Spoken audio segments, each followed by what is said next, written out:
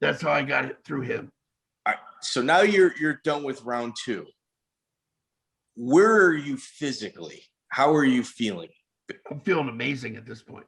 Really? Yeah. Were you hydrating in between fights? Yes. The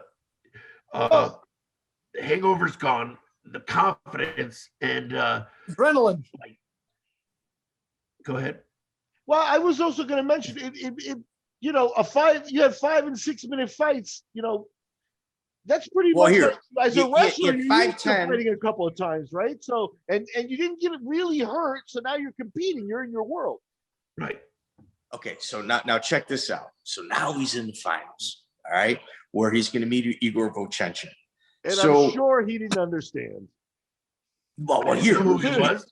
He looked. You didn't know who he was? No, he was a little guy. I'm like, okay, I'm gonna smash this little dude.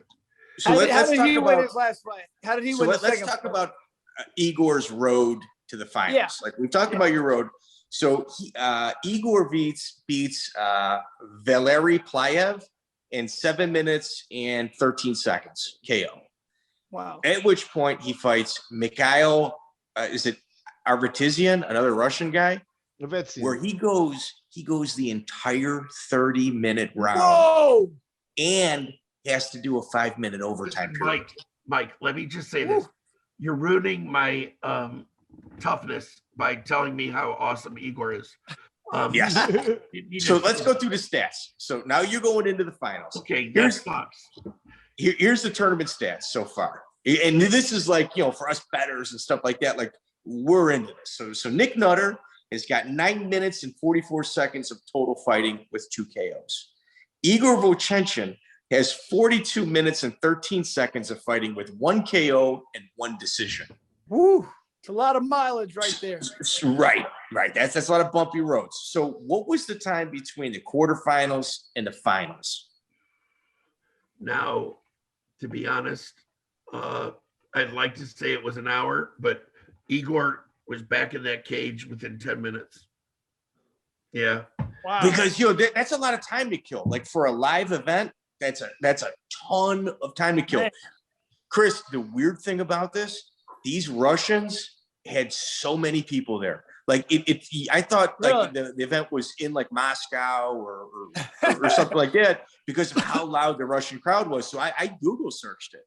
1/5 of the Israeli population is actually from Russia. Well done.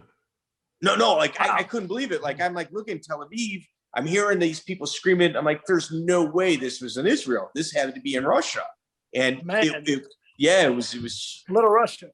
Yeah. It was crazy. I'd also like to point out here's a little bit of the problem because now we're going to open up the panorama a little bit here. 9 minutes versus 42 minutes. But what if I told you Igor had done 6 8-man tournaments before that? Yeah, big difference.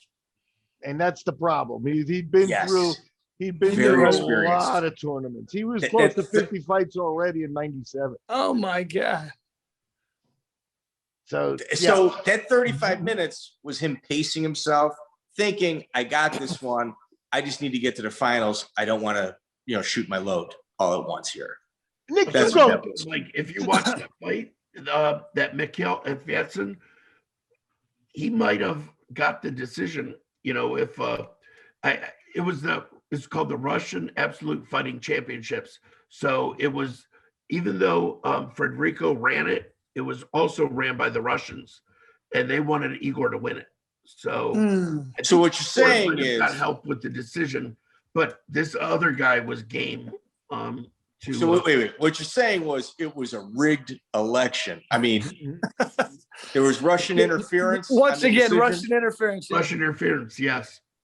Yeah. Yeah. Vovchanchyn, for those of us that are on the nerdy side, Vovchanchyn is one of the guys that lost to Jeremy Horn in that famous IFC tournament. That I think it was his opening round fight. So, and by then he was 17-5. 17-4 in international MMA, and I'm looking at his career. So yeah, he was a legit dude, and that's so that had to give you confidence, Nick. The guy used up 35 minutes of Igor's time. You got to feel